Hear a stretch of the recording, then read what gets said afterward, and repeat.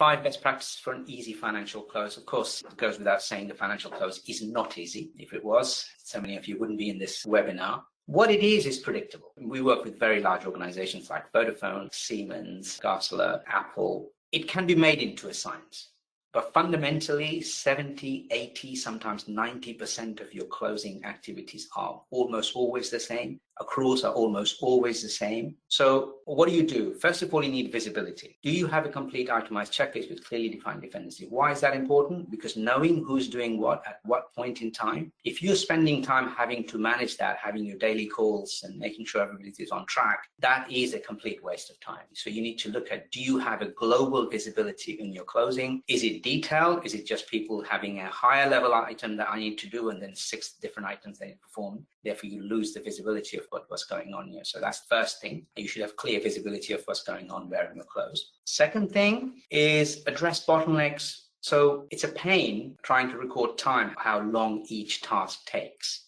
And we're not talking about minutes, but you should know in hours. Because here's the thing, if something can take 5 minutes, but it is holding up the other tasks that can take 5 hours, that's the bottleneck you want to resolve. Then you also want to address the 5 hours. Right, so it is important, if you don't know what's holding your close up, how long each task is taking, it is very difficult to address these things. So that's what we tend to do in terms of design. We look at your close, how long is it taking? Yes, great, you can do your close in 5 days, but is it taking an enormous amount of time? For example, one of our customers, Arla Food, which is a global CPG company, did the finance transformation, then they automated the entire R2R with Redwood, and then they found that their close went from 10 days to 7, but they couldn't reduce it any further because there were some couple of key processes outside of their close which they had no control over, and they were literally waiting for a day for those processes to finish. Then they asked their permission and looked and investigated whether that can be automated with the supply chain function. And Redwood automate that. And they were just able to reduce the close by 1 day by doing nothing. And then now, of course, it's down to 6 days, I believe, from 10 till 6.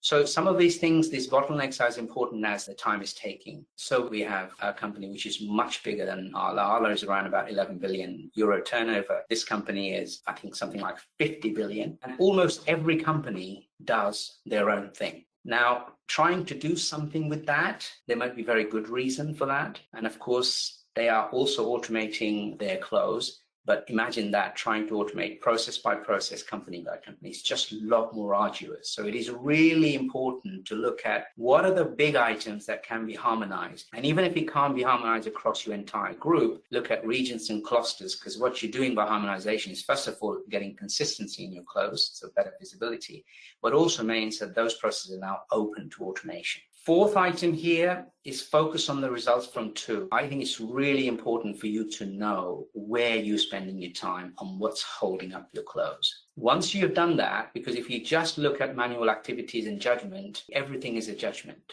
If you ask somebody to write it down what they do, 70, 80, 90% of it is not judgment. So if I'm making, if I have legal cost and I don't know what the legal cost would be, therefore, I have to go and ask the legal department, what do you think our exposure is this month in terms of legal costs that we may incur? That's a provision because the person has to make a judgment based on all the cases that are open, etc. That's a judgment, and therefore provides the number, you make a provision for it. Doubtful debt provision is not a judgment. It's almost always the same. You're based on some kind of days open debt and making analysis based on that, and then you're creating the number and you're having somebody to review it and post it. Certainly none of the accruals are ever any judgment because these are things that have already happened. So when you look at it, really, you can look at these things after you've done your number 2 and then really question how much of it is manual, how much is judgment. In our experience shows 70, 80% is always repetitive and it's always manual,